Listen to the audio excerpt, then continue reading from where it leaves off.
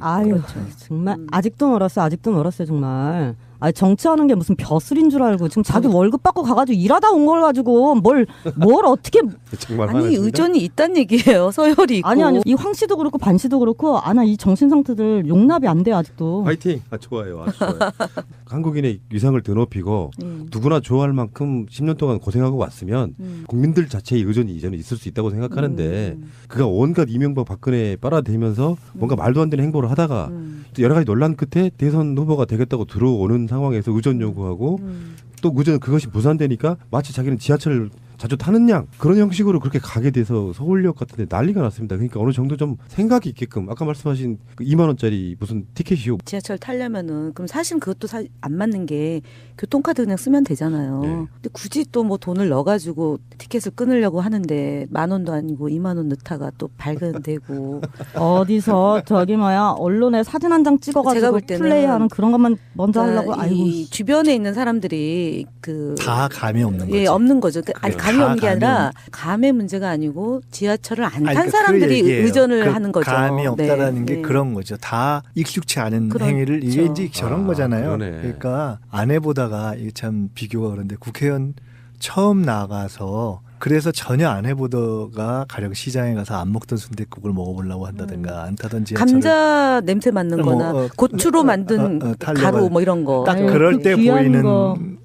거 있잖아요. 딱 그럴 때 보이는 모습. 지금 문제가 되는 건 이 사람이 외교통이라고 하면서 이 대선에 출마하겠다고 하는 순간 우리 한국인들은 앞으로 국제기구로의 어떤 진출이 막힐 수가 있어요. 어느 나라에서 유엔 사무총장을 하게 되면은 각 나라의 여러 실정을 잘 알고 있는 그런 어쩌면 보안 사항까지도 알고 있는 그런 위치인데 대한민국의 우리야 반기문이 싫지만 다른 사람 보기에는 반기문이 대통령이 되면은 다른 나라의 어떤 여러 가지 약점을 악용할 것이다라는 생각할 수 있잖아요. 그러면 이후에 누가 한국인들이 국제기구에 나가서 무엇인가 중재를 하고 뭔가 역할을 하려고 하면은 그거를 신용을 하고서 이걸 지지를 해주겠어요. 이 사람 외교통이라면서 완전히 반대로 가고 있어요. 네, 지금. 좋은 말씀이세요.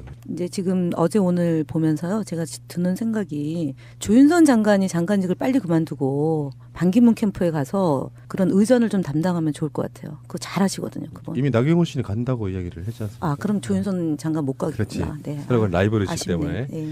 선관위의 유권 해석이 저는 마음에 안 드는데 반기문 전 유엔 사무총장의 출마 자격이 되냐 안 되냐 논란이 많았었거든요. 선관위가 문제 없다 이렇게 했는데 이렇게 설명을 좀 해드릴게요. 공직선거법 16조에 보면은 출마 자격 조항 중에 선거일 현재 5년 이상 국내 거주, 공무로 외국 파견 기간, 국내 주소 두고 외국 체류 이 중에 있는데 반기문은요 국내 주소 두고 외국 체류한 게 아니고요. 일단은 사당동에 어제 전입신고했다라고 하고요. 다음에 공무로 외국 파견 이것도 아닙니다. 정확히 말하면 우리나라의 외교관 이런 게 아니고 단순히 개인 자격으로 유엔 사무총장 하다 돌아온 거예요. 논란이 뭐냐면은 선거일 현재 5년 이상 국내 거주인데 이게 원래 법 취지에서는 선거일 현재 계속하여 5년 이상 국내 거주라고 돼 있었던 것이 바뀌었대요. 그게 87년에도 바뀌고 87년에 주로 바뀌었고요. 그다음에 지방선거에서만 97년에 바뀐 선거법에서 지방선거에서만 계속 국내 거주가 포함돼 있어서 내가 선거를 나가려고 하면 그 시점으로 뒤로 서급을 해가지고 5년 연속 거주를 했어야 된다 이런 이야기고요. 반기문 씨는 지금 10년 동안 외국에 나가 있던 상황이었는데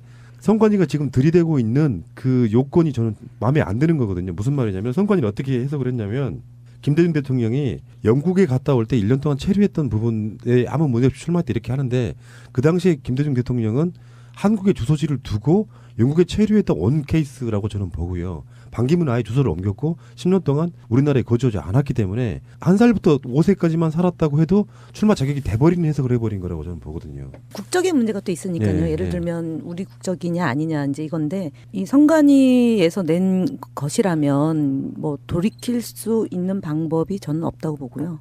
선관위가 이런 유권 해석을 했으면 이게 아마 전체회의에서 법관들이 이제 판단 내린 거라고 보고 존중해야 되지 않아요? 선관위는 근데 너무 보수적 개의주의인가? 보수적 진보적 고수주의자인가 제가? 그 어디서 이제 딴 데서도 누가 이거를 얘기할 기회가 있었어요. 근데 선관위에서 이렇게 얘기하기 전에 저는 이 문제는 자구 그대로 따지면 시비의 소지는 있으나 예. 현재의 공직선거법이 지금 두 줄로 되어 있는데 앞에 줄이 5년 이상. 5년 규정을 하고 뒤에 줄이 그런데 이러이러한 경우는 이제 국내에 거주하는 것으로 본다. 이제 이런 것이 있어서 아마 이것은 뒤에 줄까지를 해석해서 그거를 볼 때 그 반의 경우는 물론 이것을 파견이냐 아니냐 시비가 걸릴 수 있겠지만 그러나 종합적으로는 아마 공직선거법상 가능한 것으로 해석할 가능성이 높고 최소한 그 정도는 뭐 뒤로라도 알아봤을 가능성이 있고 또 이것은 실제로 그런 해석이 나뉘어진다면 아마 이것은 그냥 용인될 가능성이 높지 않겠는가. 저는 그렇게 본다고 네. 얘기를 했어요. 그런데 다만 여기서 지적하고 싶은 것은 지금 우리 푸른나무님이 말씀하신 것처럼 자구 그대로 엄격하게 따지면 이 자체도 시비거리가 충분히 되는 거죠. 그런 점에서 보면 계속 이걸 갖고서 법적인 시비를 들어갈 수도 있고 근데 그런 출마 자격 자체가 지금 논란이 된다라는 것이 어떻게 보면 지금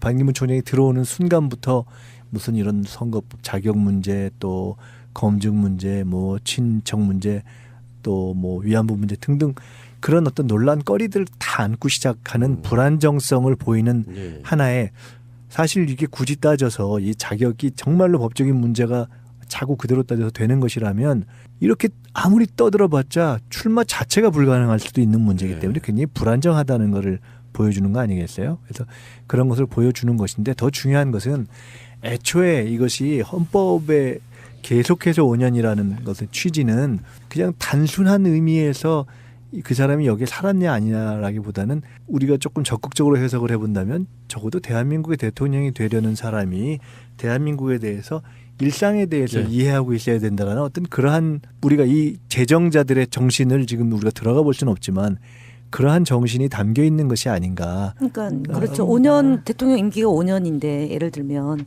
5년인데 적어도 그 이전 5년 또는 그 이전의 10년의 대한민국의 국가 운영이 국정 운영이 어떻게 되는지를 좀 알고 거기에 대해서 본인의 생각을 각 그 영역의 국가 아젠다에 대해서 이렇게 좀 과제를 설정할 수 있는 그런 것이 있는 사람이어야 되는 거 앞으로 아니냐라는 이제 거죠. 이런 경우가 많이 있을 거예요. 이번에 이제 저는 이렇게 보거든요. 아까 조금 지나간 얘기긴 한데 이번에 귀국 그 해프닝 전철 타고 뭐 등등 이런 거 있잖아요. 저는 이렇게 생각해요. 제일 좋은 거는 이제 국민의 의식이 높고 또 국민들이 다 반기문 전 총장이 10년 동안 외국 왔다 갔다 했다는 걸 다 알고 한 서너 번밖에 한국에 안 들어온 거 알고 지하철 탈 기회 많지 않았다는 거 다 알고 그러면 어떤 게 제일 좋냐면요.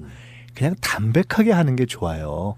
그냥 쉬워하지 말고 진지하고 네. 담백하게 하는 게 제일 좋아요. 이걸 갑자기 막 시장 가가지고 뭐 하는 것처럼 하고 이제 그 수준을 사실 벗었거든요. 그리고 자기가 정말 글로벌한 어떤 외교력 이런 게 강점이라면 나 이런 부분에 강점인데 다른 부분은 조금 내가 약할 수 있습니다. 이러고 그냥 품격 있게 들어오는 게 낫지 거기서 갑자기 이렇게 했다 저렇게 그런 것이 사실은 불안해 보이죠. 많이 나타날 거예요. 그런 방식에. 그래서 저는 예를 들어 앞으로 많은 검증의 기회가 있겠지만 TV 토론 같은 거 하면요. 이게 속일 수 없거든요. 그렇죠. 이게 갑자기 외워가지고 나온 거는 이게 정리가 안 되거든요. 이게 막 하다가 보게 되거든요. 아마 그런 모습을 많이 보게 될 텐데 이제 그런 것을 이렇게 몸에 배어 있지 않은 것이 이제 드러나겠죠. 그런 검증이 더 무서운 검증일 것이다 생각합니다. 네. 지하철 이벤트는요. 반기문 씨가 재미를 좀 본 게 있어요. 뉴욕에서 지하철은 뭐 굉장히 뭐 거의 체험을 한번 타본 모양이에요. 시민들의 반응이 너무 좋아가지고 한국에서도 한번 써먹어 볼까 하는 바로 그런 게 작용이 근데 오게 퇴근 되는 시간에 거예요. 지하철은요 정말 민폐거든요. 타려면은 그렇지. 오후 뭐 3, 4시나 혼자 이런 타든가. 시간에 해야죠. 그리고 네. 얘기했던 것처럼 경호가 확실하게 많이 붙는 사람이기 때문에 예. 민폐거든요. 예. 시간대를 잘못 정한 것 같습니다. 자, 애 썼어요. 네. 했었어요. 반기문 이야기는 제가 정리를 좀 하면은 제가 이걸 의제로 설정한 이유가요. 선관위 때문에 그렇습니다.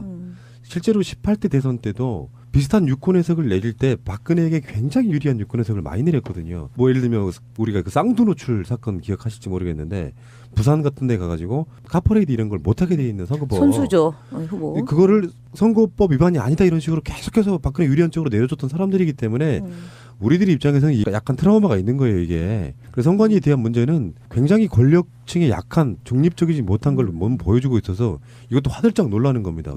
일거에 가치 없다 이런 느낌이거든요 지금 유권 해석이.